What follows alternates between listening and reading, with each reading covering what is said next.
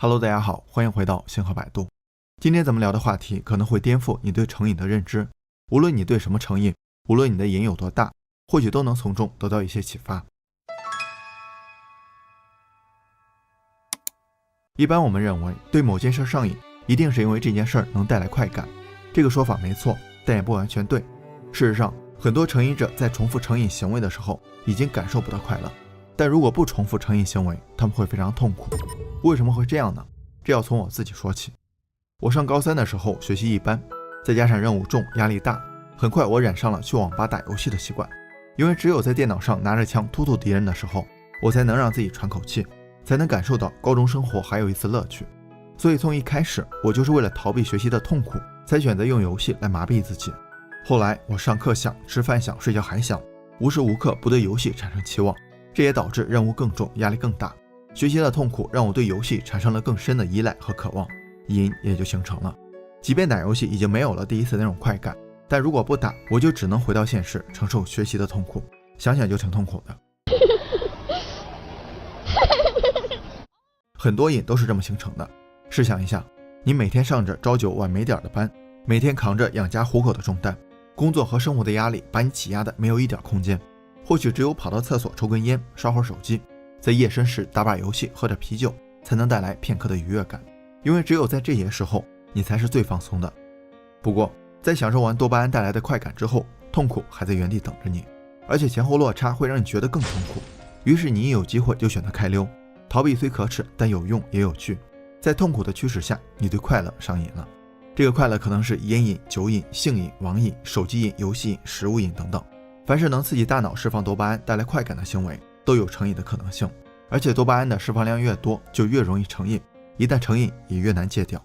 好在今天咱们聊的方法来自于斯坦福大学医学院的成瘾医学教授安娜·伦布克。过去25年，他一直致力于治疗赌博、电子游戏、海洛因等各种事物成瘾，所以在戒瘾这块他有着绝对的话语权。比如他成瘾这本书中有个案例，一个年轻人从17岁开始抽烟、酗酒、吸大麻，18岁吸食可卡因，19岁改用奥施康定和阿普佐伦，20多岁又接连使用了什么扑热息痛、芬太尼、LSD、PCP 等等，这些我连名字都叫不上来。在他来找伦布克教授的时候，已经使用了14种药物，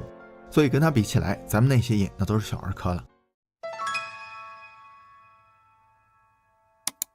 为了便于理解成瘾的原理，还是要先认识一下多巴胺这个相当于通用货币的神经递质。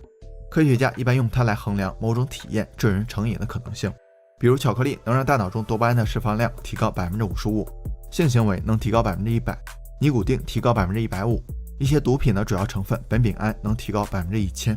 显然这些东西的成瘾程度也是不断提高的，所以有些行为一旦尝试了，就真的很难戒了。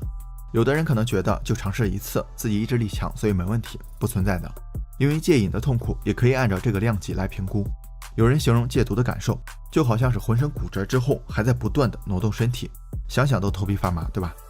大脑中只有 0.0005% 的脑细胞能产生多巴胺，几乎可以忽略不计，但就是这么一丢丢化学物质，让人们产生了七情六欲，也让生活多姿多彩。不过多巴胺的主要作用并不是让人们在获得奖励后感到快乐，而是驱动人们产生获得奖励的动机。比如你吃一块巧克力很开心，大脑会记住这个感觉，下次再看到巧克力的时候，多巴胺会激活大脑中的奖赏回路，还没吃你就有了纵享丝滑的感觉，也就产生了吃掉它的冲动。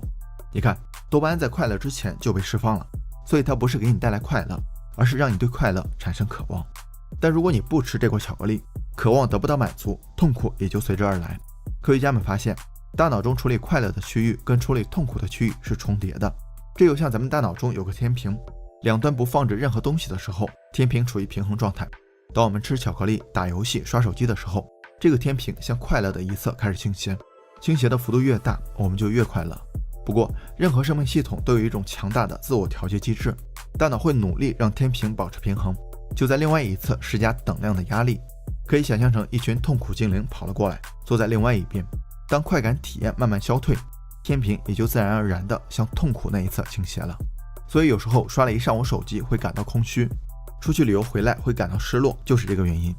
你想摆脱空虚失落的感觉，就得继续在快乐的一侧增加砝码，所以你不得不再来一块巧克力，再打一把游戏。但这里有个问题，其实也是多巴胺在作祟。它让我们对奖赏始终保持渴望的一个很重要的机制叫做奖赏预测误差，就是说实际的奖励得超出预期才行。第二块巧克力要比第一块更丝滑，第二把游戏要比第一把更刺激，否则多巴胺的效应就会降低，产生的快感也会减弱，这被称为神经适应。相当于你这边加码了，痛苦精灵也越来越多。问题是你追求的快感是短暂的，是有上限的，那些小精灵们是长期的，是无限量的，他们在另外一侧安营扎寨，铁了心要给你打持久战，最终你还是斗不过他们。你能感受到快乐的门槛会越来越高，小精灵们给你带来的痛苦却越来越深，天平也不再平衡，而是始终向痛苦的一端倾斜，造成快感缺失。所以对于重度成瘾者，你别说让他们戒瘾了，正常生活就已经是一种痛苦了。一些吸毒成瘾的人，那些毒品对他们来说可能跟盐水差不多，但没办法，他们就是戒不掉，因为只有继续吸，他们才能让天平恢复平衡。这看上去有点讽刺啊，追求极度快乐的人，结果却无法享受任何形式的快乐。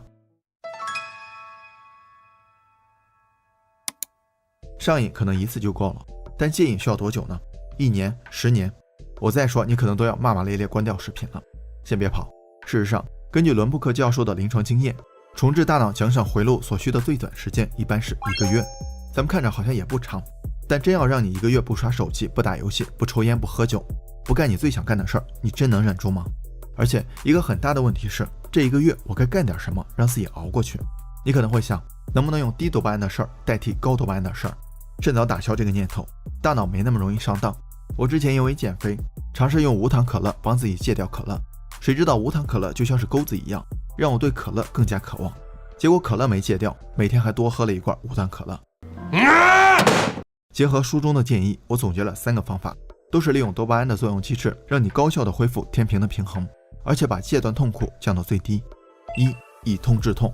既然负责快乐的脑区也负责痛苦，既然大脑会用痛苦来平衡快乐，那如果我们反过来主动追求痛苦，大脑会不会用快乐来平衡痛苦呢？布拉格查尔斯大学的研究人员让10名志愿者在14摄氏度的冷水中浸泡1个小时，对他们的血液进行采样，结果发现他们血浆中的多巴胺浓度增加了250%，高多巴胺水平的持续时间远远超过了疼痛刺激的时间。也就是说，这个以痛治痛的方法是可行的。痛苦触发了人体自身的内稳态调节机制，当我们主动在痛苦那一段增加砝码时，身体也会用快感来平衡痛苦的感觉，而且往往持续的时间更长。我们应该都体验过痛并快乐着的感觉，比如吃辣椒，虽然是刺激痛觉神经，但真的是越吃越过瘾。比如看恐怖片，即便吓得满头大汗，还是感觉很爽。再比如运动，你坚持跑了5公里，累得不行，也能收获一种叫做跑者高潮的愉悦感。你可以从中选择一种方式，从健康的角度看，运动可能是最佳选择，因为它除了释放多巴胺之外，还可以促进其他神经递质的释放，比如去甲肾上腺素、内啡肽等等。像内啡肽在止痛的同时还能带来愉悦感，而且跟追求快感不同，痛感产生的快乐不仅不会让我们焦虑，反而能缓解焦虑。痛苦后的很长一段时间，你的情绪会得到改善，注意力更加集中。当然更重要的是，你能在戒瘾的过程中同样体会到多巴胺给你带来的快乐，就像痛苦是我们为快乐付出的代价一样，快乐也是我们从痛苦中获得的回报。2. 物理阻断。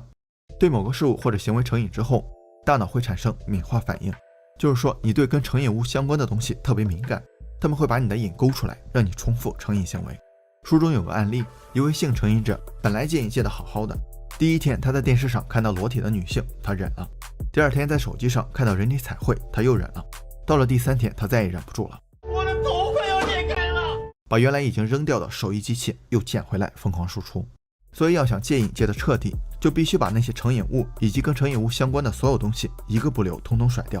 你花钱上瘾，就把花呗白条关闭，信用卡注销，薪水全部上交；打游戏上瘾，就把你的账号注销，再把游戏删除，什么 Switch、Xbox， 要么卖掉，要么送人。抽烟上瘾，就让家人把家里的烟都藏起来，非必须的话也别跟抽烟的人待在一起。这么做的目的就是要把你跟成瘾物彻底隔开，不让他们把你的瘾勾出来。你可不要想着给自己留个回旋的余地，藏点私房钱，留个小号跟别人要烟，这么做还不如不戒。因为你一旦降低自己的标准，你的标准会越来越低。我之前戒游戏就是这个死样子，想着反正也玩了一把，不如再来一把，最后小号练得比大号等级都高。当然我也知道这么做不轻松，但舍不得逼自己戒不掉瘾。你可以搭配第1个方法，反正都能刺激多巴胺的释放，大脑不会在乎你是在自虐还是在放纵。3. 激进诚实。没有哪个人会主动承认自己有什么瘾，甚至还会用各种方式来掩饰自己的瘾。反正我以前去网吧打游戏，总是骗爸妈说去同学家复习功课，害怕挨打这是一方面，主要的原因是我自己也清楚这不是一个良性的行为，所以只能通过撒谎来欺骗自己和别人。这么做的原因除了羞耻感，更重要的是切断了大脑奖赏回路和前额叶皮层的联系。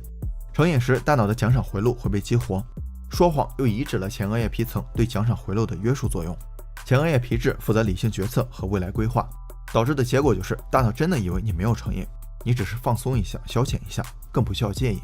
所以很多成瘾治疗方案中都涉及到强化和重建二者的联系，而说实话可以做到这一点。研究人员发现，刺激前额叶皮质可以提高一个人的诚实度，反之亦然。当我们承认成瘾的时候，前额叶皮质的活动也能得到加强，提高自控力，让我们更理智的选择延迟满足。具体做法就是瘾上来的时候，你在心里默念我有什么什么瘾，我要戒掉这个瘾。如果放得下，你就找身边的人郑重其事地跟他宣布这句话，这么做比在心里默念的效果更好。首先，这种仪式感对前额叶皮质的刺激作用更大，其次，人都是社会性动物，演一次可能是假的，演100次那就是真的了。最后，你给这么多人都说过了，他们都起到了监督作用，哪天你固态复萌让他们看见，面子往哪搁，对吧？这3个方法叠加使用，相信我，你一定会体验到改变的快乐。我现在就是每天早上坚持打球和洗冷水澡，完了真的感觉很爽，而且工作起来也更加专注和精力充沛。最后想说一点，咱们不要觉得自己对什么上瘾就可耻，很多情况下真的不是我们想摆烂、没上进心、没意志力，而是现实的压力让我们喘不过气。不过现在咱们也知道了，那些逃避现实的成瘾活动并不能解决问题，反而会造成更严重的问题。今天的内容稍微有点长，感谢小伙伴们坚持看到这里，你是不是也觉得有那么一点点干货？所以希望大家能点点3连。如果这些对你依然没有帮助，记得给我留言，我再想想办法。